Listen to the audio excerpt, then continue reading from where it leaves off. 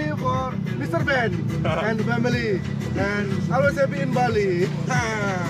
Welcome to Bali. Content de vous retrouver pour une nouvelle vidéo les amis. Après 8 mois en Australie, c'est l'heure de découvrir l'Asie. Là il y a ma famille qui vient de me rejoindre pour 3 semaines. Franchement ça fait grave plaisir.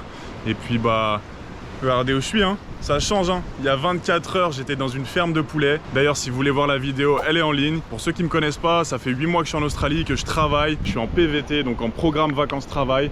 Et puis là bah, ça fait du bien de prendre un petit peu de temps pour soi. Et puis voilà, hein, on va profiter un petit mois, puis après retour en Australie pour de nouvelles aventures.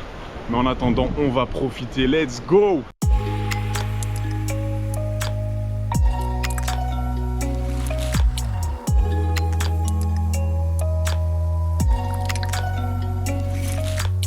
Petite plage l'après-midi et là on va aller au resto pour aller voir un coucher de soleil et là je vous conseille du coup une application, ça s'appelle Bluebird, c'est un peu comme Uber et ça coûte que dalle, donc nous là on a commandé un minivan pour 6 personnes pour 40 000 roupies. Et autre astuce aussi pour la carte SIM, du coup j'ai acheté une carte SIM Telecomcell, je sais pas comment ça se prononce, 50 Go et c'était l'équivalent de un peu moins de 20 €, donc voilà.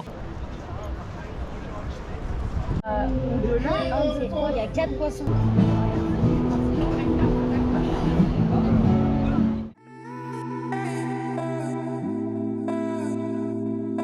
Deuxième journée à Bali, franchement pour l'instant tout se passe bien. Ce qui est appréciable c'est les prix. Moi qui viens d'Australie, tout coûte cher.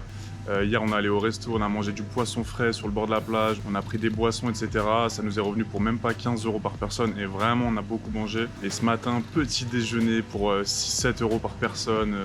Pareil, on a mangé, on a pris des jus, du café, enfin vraiment ça c'est incroyable, moi qui suis un gros mangeur. Donc voilà, là on va aller se balader un petit peu. J'ai réservé un spa sauna hammam avec une vue stylée aussi. D'ailleurs, un grand merci à Lorraine. Lorraine, si tu vois cette vidéo, je te remercie pour tous les conseils que tu me donnes. C'est une pote qui vit à Bali depuis quelques mois. C'est grâce à elle que j'essaye de faire un itinéraire ici. Et aussi merci à Léa qui m'a donné des conseils. Donc si vous me regardez, un grand merci les filles. Et puis voilà quoi, on va profiter de la vie. Il fait beau, pas trop chaud, 27 degrés.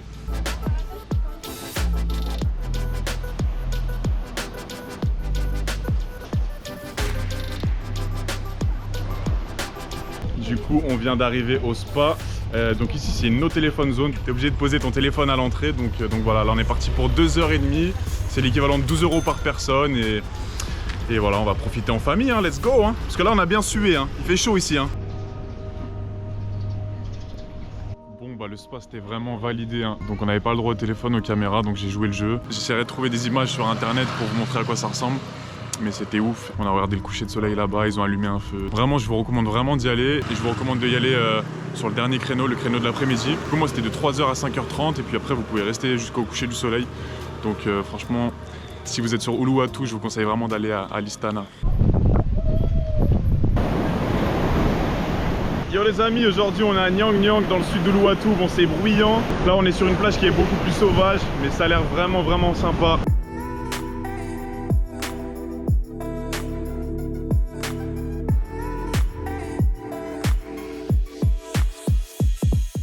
Bon ça y est, on part de la plage, il y a une montée mais laisse tomber. Bienvenue dans la jungle indonésienne, il y a des bœufs et le bœuf c'est sacré en Indonésie. Et il y a des poules de partout. Et là on va au temple d'Uluwatu. C'est pollué de fou Bali. Il y a des bouteilles de plastique de partout là-bas. Ça on le voit pas sur Instagram en général. Hein. Du coup on n'a pas le droit au drone donc on va respecter, c'est un temple sacré. Et là on doit porter des sarangs, je crois que ça s'appelle comme ça. Et petit truc aussi, si t'es une fille et que t'as tes règles, tu peux pas visiter le temple. Voilà, c'est comme ça. Les singes ils arrêtent pas de voler des lunettes à tous les touristes, c'est un délire. Et les singes c'est des sauvages.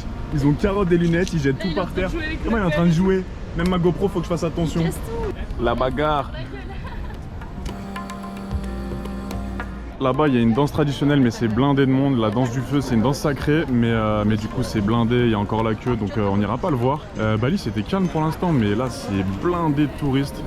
Mais en tout cas la vue est sympa, on va pouvoir voir le coucher de soleil bientôt. Mais on voit que l'entrée, c'est l'entrée du spectacle. C'est déjà bien, c'est spectacle gratuit, la danse du feu. Et voilà. Qu'est-ce que t'en penses? C'était incroyable, j'ai jamais vu un spectacle aussi spectaculaire finalement.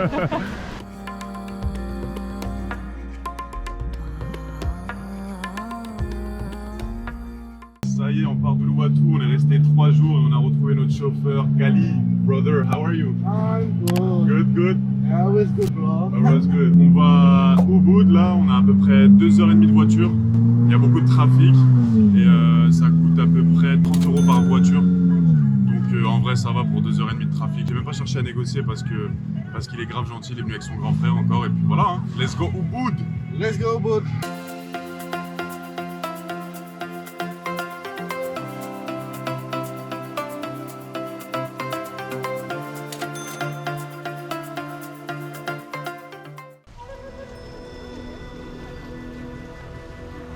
Bien arrivé à Ubud cet après-midi, là on est à la Monkey Forest, c'est l'une des attractions les plus touristiques de Bali et de Ubud. Et franchement c'est sympa, ça coûte 80 000 roupies, c'est l'équivalent de 4,50 €, donc je pense que c'est à faire.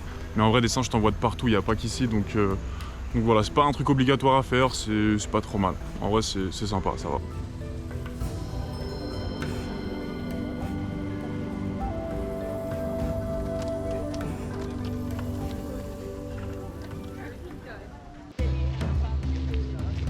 Jour 5 à Bali, là on fait l'ascension du mont Batur, il y a à peu près 2 heures de marche, ça grimpe pas mal. Et puis là on va aller voir le lever de soleil. Putain, il y a des tricheurs qui montent en moto.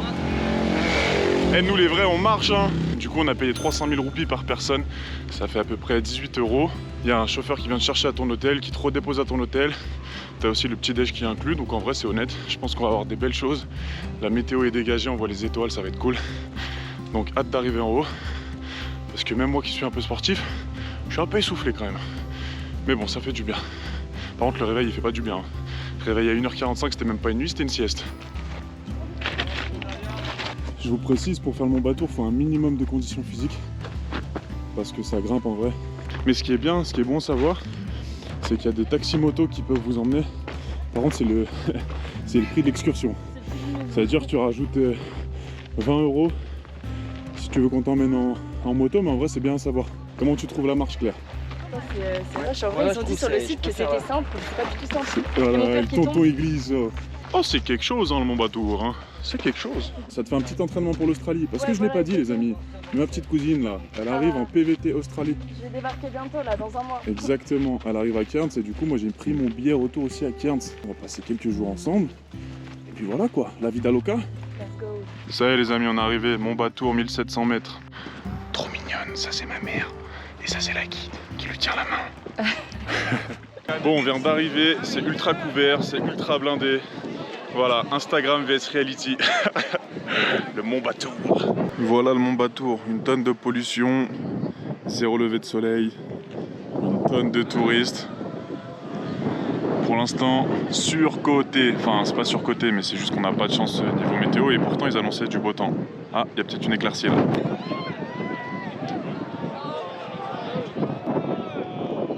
Bon, bah c'est l'heure de la descente. Bilan un petit peu mitigé, je dirais. Je pense que je m'attendais un petit peu à mieux. Bon là, il fait beau, mais au moment du lever du soleil, c'était ultra nuageux, donc c'était pas ouf, on va dire. Et évidemment, énormément de touristes.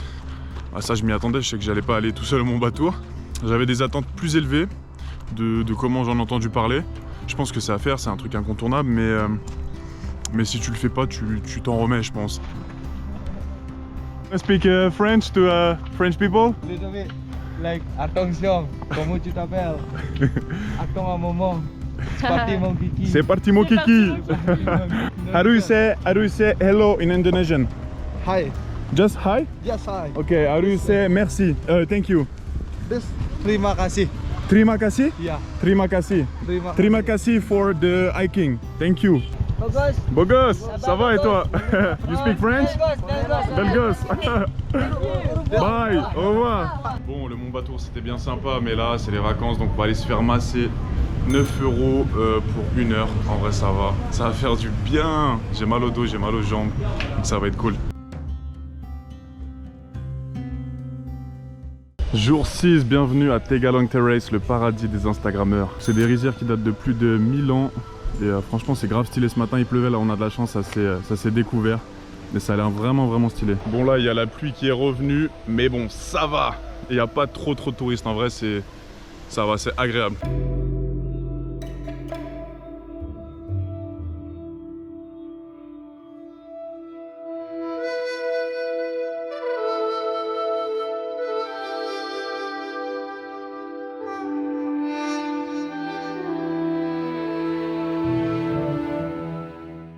Tegalang c'était bien sympa en vrai, mais c'est vrai que c'est très touristique.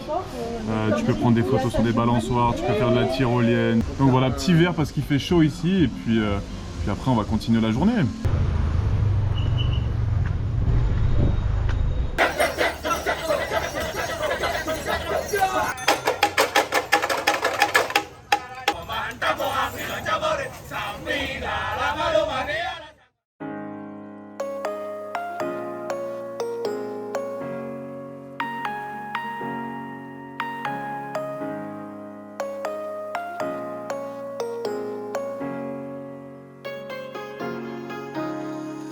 Si vous venez au bout, je vous conseille vraiment de faire la Ridge Walk, ça dure à peu près une demi-heure. Et à la fin, du coup, vous vous retrouvez au milieu des rizières.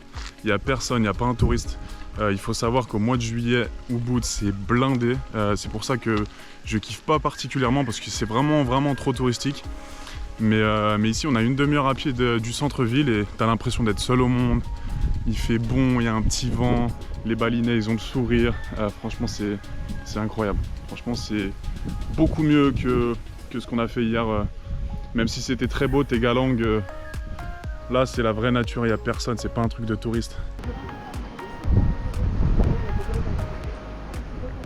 Là on s'est arrêté boire un verre dans un petit hôtel sympa, ça s'appelle le Castara, je vous recommande vraiment. Il n'y a pas grand monde, tu peux te baigner, tu peux boire un petit verre, la vue est magnifique, donc franchement je vous conseille cet endroit les amis.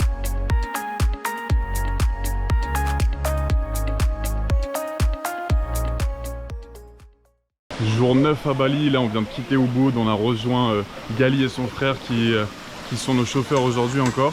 Et là on s'arrête dans une cascade, Campo Waterfall. Et après on va faire un petit tour à Sidemen avant d'aller à Ahmed pendant 2 jours. Donc voilà les nouvelles, direction la cascade.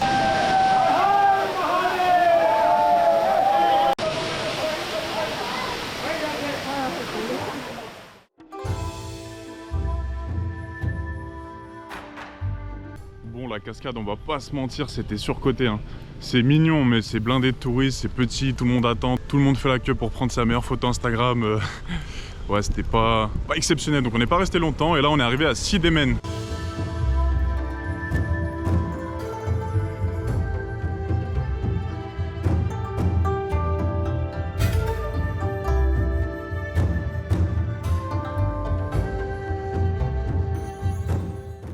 Jour 10, on est bien arrivé à Ahmed, on est arrivé à Ahmed hier soir et aujourd'hui on va faire un peu de snorkeling. Let's go, on va voir ce qu'il y a dans les fonds marins de Bali.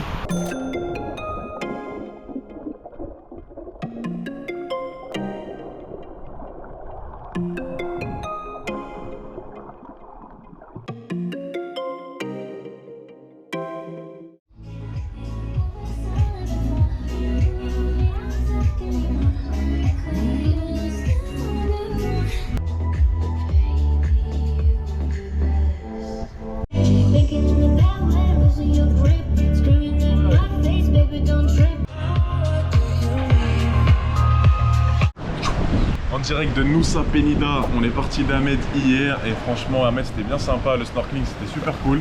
Je m'attendais à pas grand chose parce que j'avais été déçu un petit peu en Australie, mais là on a vu pas mal de poissons, de coraux, franchement c'était lourd. Du coup là, petite journée de chill à Nusa Penida parce qu'on était un petit peu fatigué. Ce matin on a pris la route, d'ailleurs les conducteurs ici c'est des barjots, ils se prennent pour Samir Nasseri dans Taxi. Ils doublent 8 voitures par 8 voitures, c'est n'importe quoi. D'ailleurs ma soeur a vomi, pour te dire à quel point ils savent pas conduire ici. Et sinon, bah voilà, journée de chill à l'hôtel, petite piscine, tranquille. Et puis demain on a pris un tour organisé parce qu'en fait on reste qu'une journée à Nusa Penida. Donc on va faire les principales attractions de l'île on va dire. Je voulais pas louer de scooter non plus parce qu'ils sont pas tout chauds dans ma famille. Donc petite journée organisée, je crois que c'est 57 € par personne, un truc comme ça.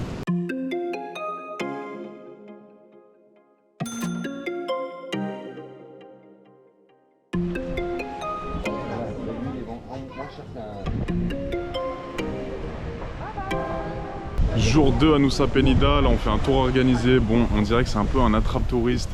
Déjà, le chauffeur avait 1 heure de retard. Il nous a dit qu'il s'était couché à 4 heures parce qu'il avait fait la fête avec ses potes. Et du coup, là on vient d'arriver. C'est blindé de monde, comme d'hab. Donc voilà, on va voir. Je vais pas me plaindre, mais on va voir ce que ça donne. Instagram vs Reality. Voilà, tout le monde fait la queue pour prendre sa meilleure photo. Voilà les coulisses de Bali. C'est ça aussi Bali, la pollution. Les gens, ils ont aucune conscience écologique dans ce pays. C'est pas que des paysages de cartes postales. Ça fait froid dans le dos en vrai. On est arrivé à Broken Beach. Là, c'est Cass, notre guide. Broken Beach, really beautiful, man.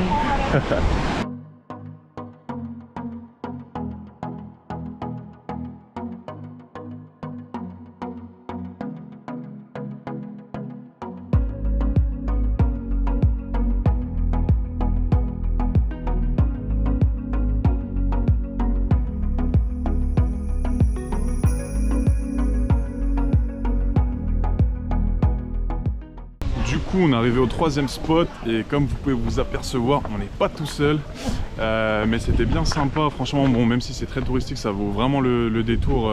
Broken Beach et Angel Billabong. Et là, du coup, on arrive à Keling King Beach, l'un des endroits les plus connus de Bali et de Nusa Penida. Donc, on va voir ce que ça donne. Là, on est pas mal. Pour les plus motivés, vous pouvez descendre jusqu'à la plage. Il y a une longue descente, une longue remontée. Du coup, en plein soleil, franchement, il faut être motivé, mais je pense que ça vaut le coup.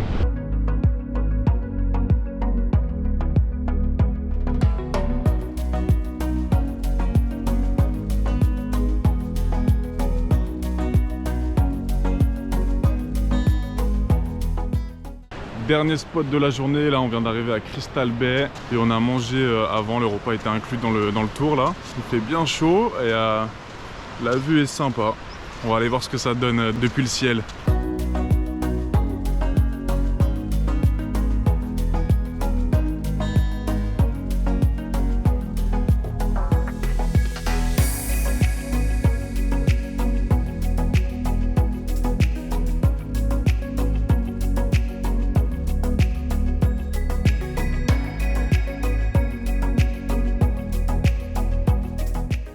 Ça y est, on quitte Nusa Penida direction Nusa Lembongan.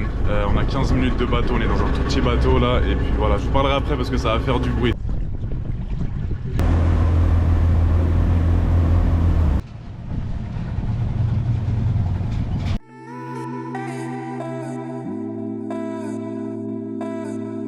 Bien arrivé à Nusa Lembongan, dans notre nouvel hôtel, le Sogol. Franchement, je pense que c'est le meilleur hôtel depuis qu'on est arrivé. Il faut savoir qu'on a pris des hôtels entre 4 et je dirais 10 € la nuit à peu près. Et celui-là, il est super sympa. Il y a 5 petites maisons comme ça, 5 petites cabanes là. Et c'est très très bien situé. On est à côté de la plage. Le personnel est adorable, c'est propre. Franchement, c'est le meilleur hôtel depuis qu'on est arrivé. Et pour résumer rapidement Nusa Penida, ça vaut le détour. Franchement, il y a des spots incroyables. Après, c'est très touristique. Ici, tu sens vraiment que tu es un touriste, que les Balinais veulent ton argent. Des fois, il y en a qui étaient vraiment insistants. C'était un mood un peu différent. On n'a pas pu tout faire. Tu peux plonger notamment avec des raies manta. Et ça, franchement, c'est un truc que je voulais faire. Mais bon, j'ai pas eu l'occasion. Mais c'est pas grave, je le ferai peut-être une autre fois. Puis voilà quoi. En attendant, on va aller manger. Sûrement aller à la plage cet après. Et on va voir ce qu'on fait comme activité dans les prochains jours. Vraiment, la pollution à Bali, c'est quelque chose. Hein. C'est n'importe quoi, c'est déprimant. Ça me dépite.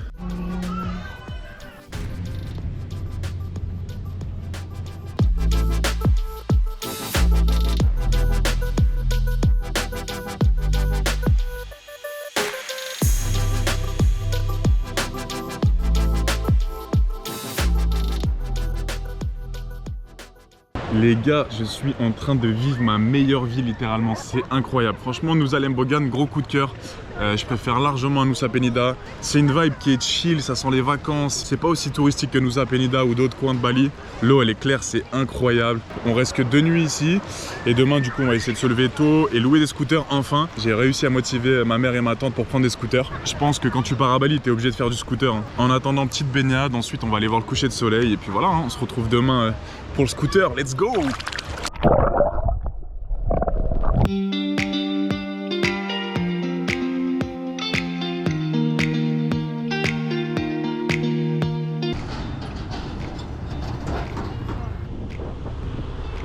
La vie à Bali!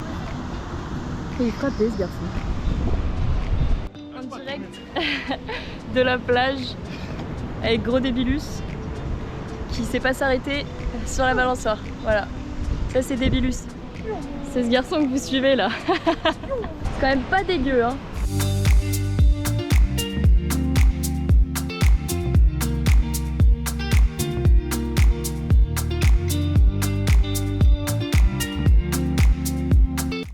s'arrêter au nord de l'île à Mangrove Point et du coup faire un petit tour de pirogue pour c'est quoi 200 000 roupies pour 3 personnes pour un bateau.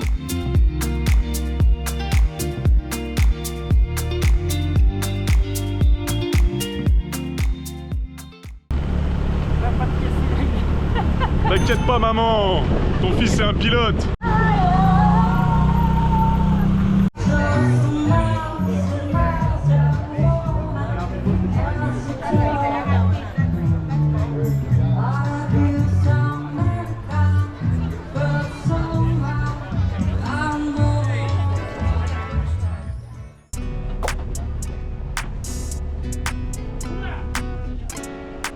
Bien arrivé à Gili après 5 heures de bateau. Ici c'est une toute petite île, donc il y a 3 îles Gili et tu peux pas rouler en scooter ni en voiture. Donc là il y a des chevaux ou alors il y a des vélos.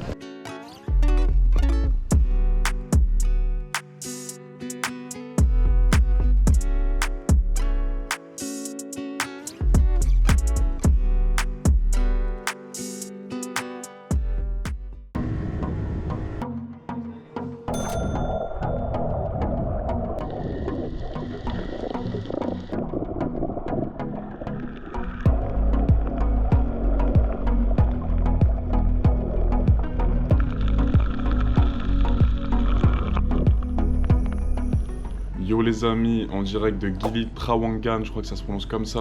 On a quitté Gili ce matin, on est resté 2 nuits, mais franchement c'était bien sympa, c'était chill, il n'y a pas grand chose à faire on va dire. Mais le snorkeling avec les tortues c'était incroyable, c'est la première fois de ma vie que je nage avec des tortues et franchement j'en ai vu plein, c'était ouf. Et du coup là on vient d'arriver sur une autre île Gili, elle est réputée pour faire la fête. Donc ce soir avec la cousine on va sortir, on va voir ce que ça donne. On reste qu'une seule nuit et puis après on repart à Bali direction Canggu. Aujourd'hui j'ai pas filmé à Gili Trawangan parce que voilà on s'est posé à la plage, on n'a rien fait. Je commence à fatiguer un petit peu à force de faire des check-in, check-out, etc. Mais voilà, ce soir on va essayer de faire la fête un petit peu et je vais essayer de vous montrer à quoi ça ressemble. 1, 2, 3, 2, 1.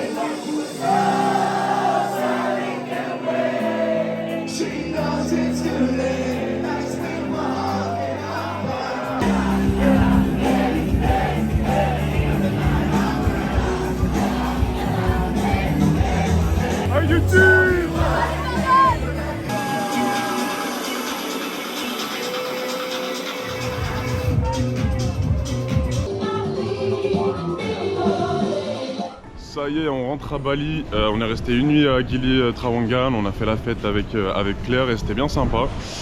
Moyenne d'âge j'aurais dit 24-25 ans, c'était pas trop jeune, je m'attendais à avoir des gamins de 18 ans mais non. Et là on va prendre le bateau, on en a pour 5 heures, après on a 1 heure et demie de voiture donc ça va être une longue journée. Donc ouais, si vous êtes jeune, vous voulez faire la fête, je vous conseille Gili Trawangan, les 2 autres îles sont plutôt calmes. Là c'est très animé, c'est blindé de monde, là on est arrivé au port mais laisse tomber le monde qu'il y a. Donc voilà, si vous voulez faire des rencontres, kiffer Gili Trawangan, voilà c'est plutôt sympa.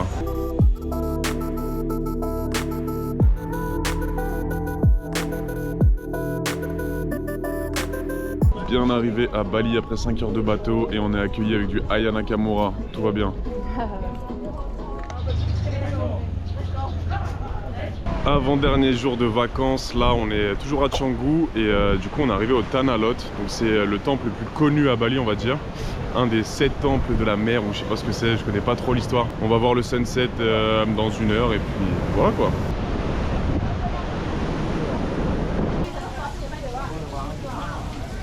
Petite bénédiction, petite fleur, voilà ça va nous porter chance.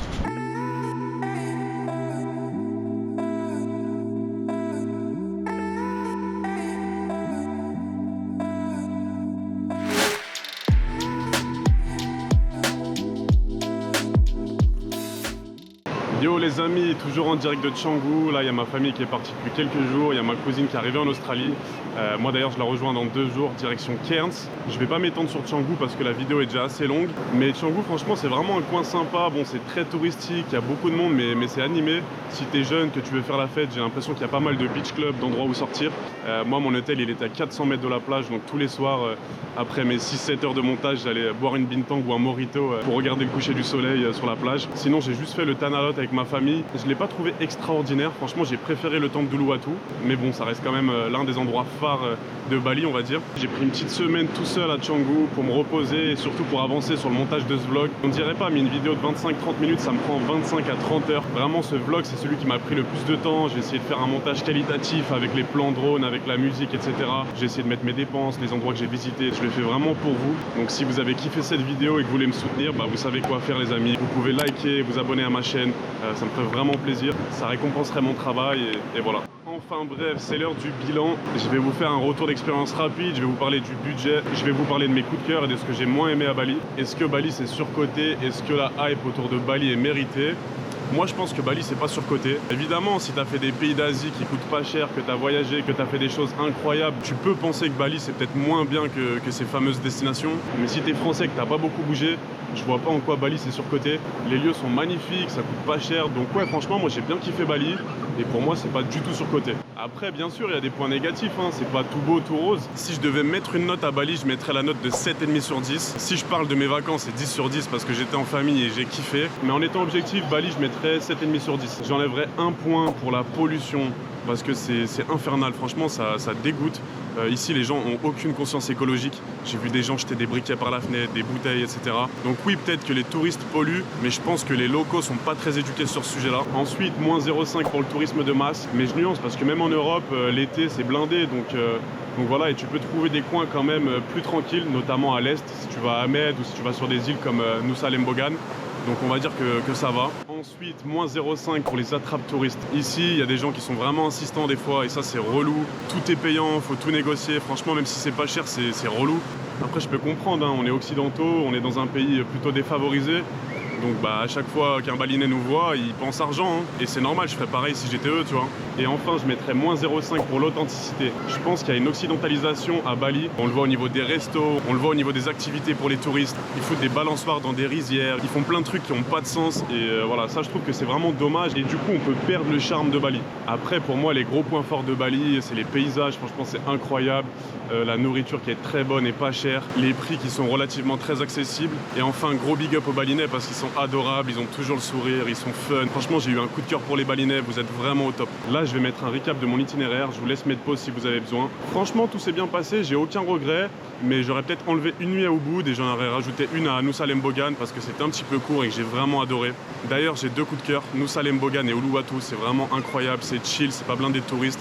Maintenant parlons argent. Pour ce voyage de 3 semaines, j'ai dépensé 1540 € tout compris. J'ai dépensé 540 € pour mon billet d'avion aller-retour depuis l'Australie. Je l'ai pris en dernière minute, j'aurais pu le payer un petit peu moins cher. Mais si vous partez d'ailleurs, notamment depuis la France, ça vous coûtera sûrement plus cher. Mais il faut savoir que j'ai dépensé 1000 € sur place en 3 semaines et je me suis privé de rien. On a beaucoup bougé, on a fait 9 hôtels en 3 semaines, on a pris beaucoup de transport. Donc vraiment 1000 € sur place et on a vraiment kiffé. Le budget, vous pourrez l'adapter selon votre profil. Si vous partez entre potes, que vous voulez faire la fête, bah, vous aurez d'autres dépenses. Si vous partez en couple, que vous voulez faire des hôtels de luxe, c'est pareil. Mais vraiment, avec 1000 € en 3 semaines à Bali, t'es très très bien. Il faut savoir que le salaire moyen est 280 € par mois ici. Donc avec 1000 € t'es très très bien. Donc franchement, je comprends les digital nomades qui veulent venir à Bali pour travailler. Parce qu'ici, ouais, avec un petit SMIC français, tu vis super bien. Donc même moi, ça m'a donné envie de voyager, de voir un petit peu plus grand. Mais bon, en attendant, je vais retourner en Australie dans 2 jours et je vais essayer de trouver un travail le plus rapidement possible parce que je dois encore terminer mes 88 jours de travail spécifique pour renouveler mon visa. Donc je vais pas m'ennuyer. En attendant le prochain épisode sur YouTube, vous pouvez me retrouver sur Instagram pour suivre mes aventures quotidiennes. Et puis oubliez pas les amis, c'est un choix de vie. C'est un choix de vie, c'est un choix de vie, c'est un choix de vie, c'est un choix de vie.